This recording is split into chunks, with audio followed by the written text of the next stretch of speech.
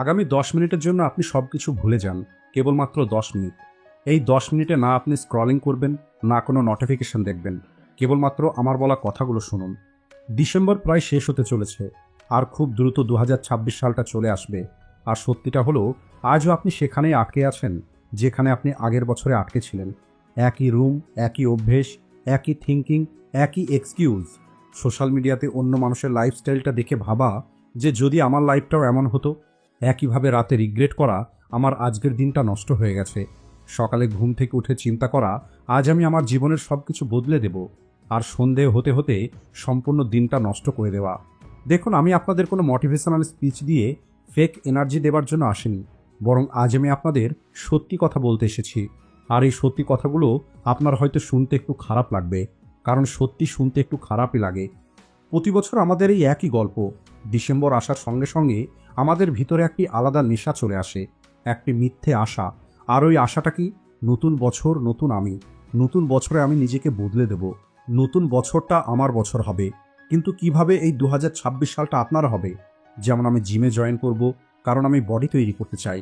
আমি আমার নিজের একটি বিজনেস শুরু করব, কারণ অলরেডি আমি একটি আইডিয়া নিয়ে ভেবে রেখেছি।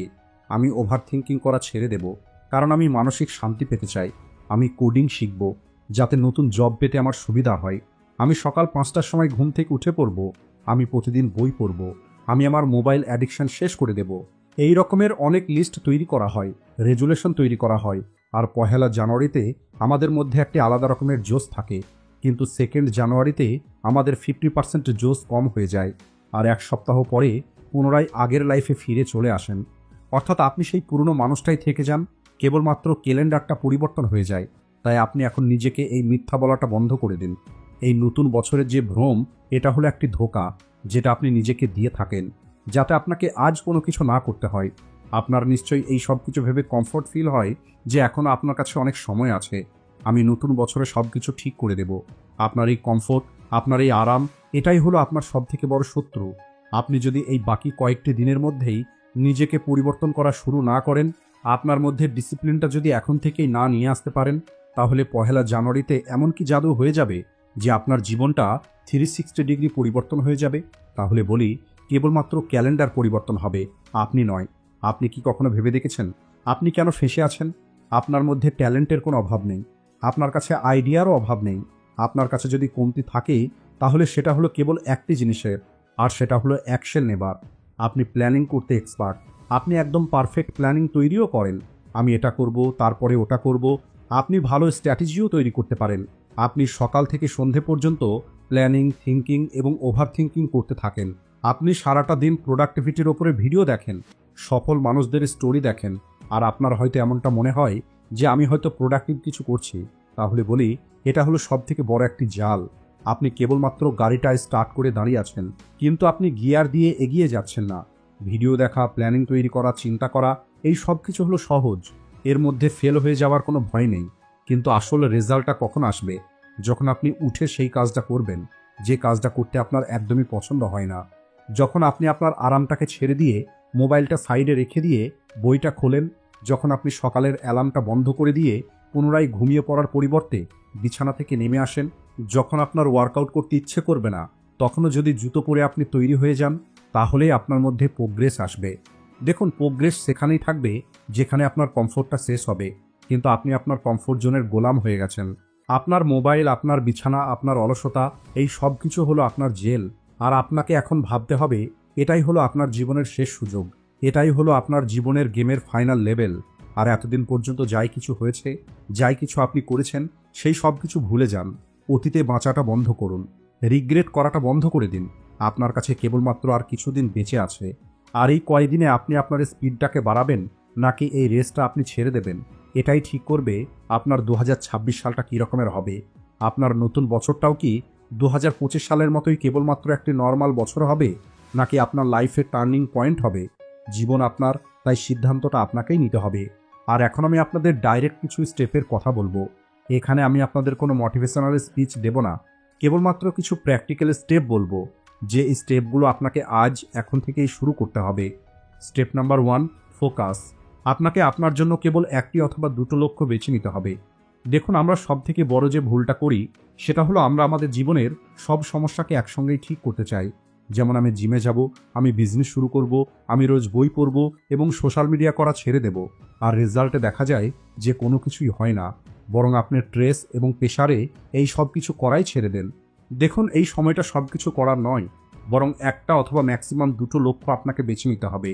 এমন দুটি লক্ষ্য যা আপনার লাইফে সব থেকে বড় পজিটিভ চেঞ্জ নিয়ে আসবে। যেমন হেলথ গোল, যার জন্য প্রতিদিন 30 মিনিট ওয়ার্কআউট করা, অথবা 5 কেজি ওয়েট লস করা, অথবা ওয়েট গেইন করা। কেরিয়ার গোল, যেমন কোনো একটি নতুন স্কিল শেখা, সেটা কোডিং হতে পারে, ভিডিও এডিটিং হতে পারে, ডিজিটাল মার্কেটিং হতে পারে। অ্যাডিকশন গোল, যেমন ফোনের স্ক্রিন টাইম 50% কম করা অথবা গেমিং করাটা ছেড়ে দেওয়া। স্টাডি গোল, সব থেকে কঠিন দুটো সাবজেক্টকে বেছে নেওয়া। এই রকমই আপনাকে কেবলমাত্র দুটো গোল বেছে নিতে হবে। Step number 2, the golden rule. দেখুন, মোটিভেশন প্রতিদিন আপনার মধ্যে আসবে না, আপনার মধ্যে সবসময় জোশ থাকবে না। ডিসিপ্লিন সিস্টেম থেকেই তৈরি হয়, তাই আপনাকে একটি সিস্টেম তৈরি করতে হবে। প্রতিদিন আপনাকে 3টে কাজ এমন বেছে নিতে হবে যে কাজগুলো আপনি কোনোভাবেই স্কিপ করতে পারবেন না, তাতে যাই কিছু হয়ে যাক না কেন। এই কাজগুলো নিয়ে কোনো রকমের কম্প্রোমাইজ করা যাবে না। উদাহরণ হিসাবে 30 মিনিটের ওয়ার্কআউট, 2 ঘন্টার ফোকাস স্টাডি মোবাইল ছাড়া একটা আলাদা রুমে, সকালে ঘুম থেকে উঠেই 1 ঘন্টা মোবাইলে হাত না দেওয়া। এই কাজগুলো হয়তো আপনার শুনতে খুবই ছোট মনে হচ্ছে, কিন্তু যখন আপনি এই কাজগুলো রোজ করবেন তখন আপনি কেবলমাত্র প্রোগ্রেস করবেন না, বরং আপনি নিজের মধ্যে এমন একটি জিনিস বিল্ড করবেন যেটা হলো সব থেকে বেশি ইম্পর্ট্যান্ট। আর সেটা হলো নিজের উপরে বিশ্বাস, সেলফ কনফিডেন্স। যখন আপনি নিজেকে করা প্রমিস পূর্ণ করেন তখন আপনার নিজের উপরে বিশ্বাসটা বাড়ে, আর এই কনফিডেন্সটাই আপনাকে বড় গোল অ্যাচিভ করতে সাহায্য করবে। Step number 3, no excuse mood. আপনার সব থেকে বড় শত্রুটা আপনার বাইরে নয়, বরং আপনার ভিতরে বসে আছে। ওই আওয়াজ যেটা ধীরে ধীরে আপনাকে বলে, আজ ক্লান্ত হয়ে গেছি, কাল থেকে অবশ্যই করব, আজ আমার ইচ্ছে করছে না, আর একটি এপিসোড দেখে নিই, তারপরে পড়া শুরু করব, এখনও তো আমার কাছে সময় আছে, সোমবার থেকে শুরু করব। যে সময় যে মুহূর্তে এই আওয়াজটা আপনার ভিতরে আসবে, ওই সময় আপনি এটা বোঝার চেষ্টা করুন যে এটা আপনার শত্রু বলছে, আপনার অলসতা বলছে, এটা আপনার কমফোর্ট জোন বলছে। আর এই আওয়াজটাকে আপনাকে হারাতে হবে। যখনই আপনার মন বলবে কাল, তখন আপনি আপনার মনকে বলুন যে না, আজ, এখনই। যখনই আপনার মন বলবে আজ আমি ক্লান্ত, তখন আপনি নিজেকে বলুন আর কেবলমাত্র 10 মিনিট। আর এটা হলো এমন একটি যুদ্ধ, যে যুদ্ধটা আপনাকে রোজ করতে হবে। যে মানুষগুলো এক্সকিউজকে হারাতে পারে, ওই মানুষগুলোই এই 2026 সালটাকে জিততে পারবে। স্টেপ নাম্বার 4, আপনার সময় নষ্ট করাটা অর্ধেক করে দিন। আমার কাছে সময় নেই, এটা হলো সব থেকে বড় মিথ্যে। মনে রাখবেন, আপনি বিজি নয়। Netflix, reels, YouTube short, gaming, এই সব কিছু আপনার সময়কে কেড়ে নিচ্ছে। আমি আপনাদের বলছি না যে এই সব কিছু আপনি ছেড়ে দেবেন, আর এটা বলা প্র্যাকটিক্যালও হবে না। আপনাকে যেটা করতে হবে, এই সব কিছুর ব্যবহারটা 50% করতে হবে। যদি এখন আপনি প্রতিদিন 4 ঘন্টা সোশ্যাল মিডিয়াতে সময় কাটান, তাহলে ওই 4 ঘন্টাকে 2 ঘন্টা করে দিন। যদি আপনি রোজ 4টে এপিসোড দেখতেন, তাহলে আজ থেকে 2টো এপিসোড করে দিন। আর সেটা কিভাবে? এর জন্য আপনি মোবাইলে টাইমার সেট করুন, কোনো না কোনো অ্যাপ্লিকেশন ব্যবহার করুন, নিজের উপরে নিয়ন্ত্রণ নিয়ে আসুন। তাহলে আপনি অবাক হয়ে যাবেন যে প্রতিদিন আপনার কাছে 2 থেকে 3 ঘন্টা অতিরিক্ত সময় চলে আসবে। আর এই 2 থেকে 3 ঘন্টা অতিরিক্ত সময় আপনার জীবনকে পরিবর্তন করবে। এই সময়ে আপনার স্কিলের উপরে কাজ করবেন, এই সময়ের মধ্যে আপনি ওয়ার্কআউট করবেন, এই সময়ের মধ্যে আপনি আপনার লাইফকে ডিজাইন করবেন। Step number 5, takes small wins. একটি বড় পাহাড়ে একবারে ওঠা যায় না, অর্থাৎ ধীরে ধীরে আপনাকে উপরে উঠতে হবে। আপনাকে আগামী কিছুদিনের মধ্যেই সুপারহিরো হতে হবে না, বরং আপনাকে আজ গতকালকের তুলনায় 1% বেটার হতে হবে। আপনাকে প্রতিদিন ছোট কিছু না কিছু অর্জন করতে হবে। যেমন কাল আপনি 20টা পুশ আপ করেছিলেন, আজকে 21টা করুন। কাল আপনি 15 মিনিট পড়াশোনা করেছিলেন, আজ আপনি 20 মিনিট করুন। কাল আপনি 500 ওয়ার্ড লিখেছিলেন, আজ 550টা ওয়ার্ড লিখুন। এই ছোট ছোট উইন্স কম্পাউন্ড হয়ে আপনার লাইফে একটি বড় পরিবর্তন নিয়ে আসবে। আর এই পাওয়ার অফ কম্পাউন্ড কেবলমাত্র ফাইন্যান্সের উপরেই কাজ করে না, বরং এটা আমাদের রিয়েল লাইফের উপরেও প্রযোজ্য। ফাইনাল স্টেপ, যখন আপনি এই সব কিছু শুরু করবেন, শুরুর 10 থেকে 15টা দিন আপনার জন্য অনেক বেশি কঠিন হবে। আপনার শরীর ক্লান্ত হয়ে যাবে, আপনার মন চাইবে না, আপনি অনেক বেশি বোরিং ফিল করবেন। আপনার ব্রেন কোনোভাবেই এই সব কিছু স্বীকার করবে না, আপনাকে পুনরায় ওই কমফোর্ট জোনের মধ্যে নিয়ে যেতে চাইবে, যেখানে আপনি দীর্ঘদিন ধরে আছেন। আর এটাই হলো সব থেকে ডেঞ্জারাস জোন।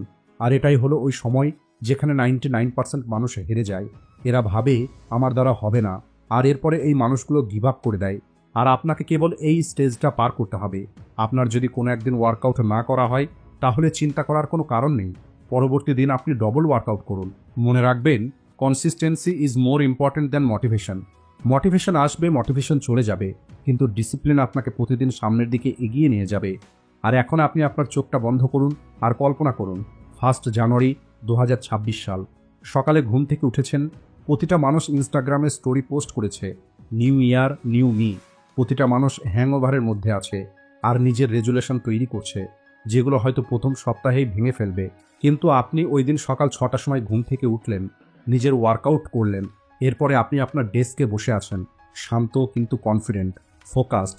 কারণ এটা আপনার জন্য একটি নতুন বছর নয়। আপনার কাছে এখন বিগত দিনের মোমেন্টাম আছে, আপনার কাছে এখন ডিসিপ্লিন আছে, আপনার কাছে রেজাল্ট আছে। এতদিনে হয়তো আপনার বডি তৈরি হওয়া শুরু হয়ে গেছে। আপনি হয়তো কোনো একটি স্কিলের 20% শিখে ফেলেছেন। এখন হয়তো আপনি সকালে ঘুম থেকে উঠেই আর মোবাইলটা হাতে নেন না। যাই হোক, আপনি ওই সমস্ত মানুষের থেকে এখন অনেক বেশি এগিয়ে আছেন। অন্য মানুষগুলো যখন রেসের প্ল্যানিং তৈরি করছে, ততদিনে আপনি রেসের প্রথম স্টেপ ফিনিশ করে এগিয়ে চলেছেন। তখন আপনার কী রকমের অনুভূতি হবে একবার ভেবে দেখুন। ওই অনুভূতিটাকে ফিল করার চেষ্টা করুন। আর এখন সিদ্ধান্তটা আপনাকেই নিতে হবে। আপনি চাইলে এখন এই ভিডিওটাকে বন্ধ করে দিয়ে পুনরায় ওই স্ক্রলিংয়ের দুনিয়াতে ফিরে যেতে পারেন, আর আপনি নতুন বছরের অপেক্ষা করতে পারেন। অথবা আজ আপনি সিদ্ধান্ত নিন যে অনেক হয়ে গেছে, আর কোনো এক্সকিউজ দেব না, আর কোনো মিথ্যে নিজেকে বলবো না। কারণ সত্যিটা হলো, যদি আপনি এই কটা দিন জিততে পারেন, তাহলে আগামী বছরটা আপনার কাছে আর জিততে পারবে না। তাই আপনি উঠুন, একটি কাগজ আর পেন নিয়ে আপনার লক্ষ্য লিখে ফেলুন, আর আপনি আজ থেকেই ওই লক্ষ্যের জন্য কাজ করাটা শুরু করে দিন। না কাল, না সোমবার, না 1 জানুয়ারি, আজ, এখনই। কারণ সময় চলে যাচ্ছে আর সময় ফিরে আসবে না। তাই শুরু করুন।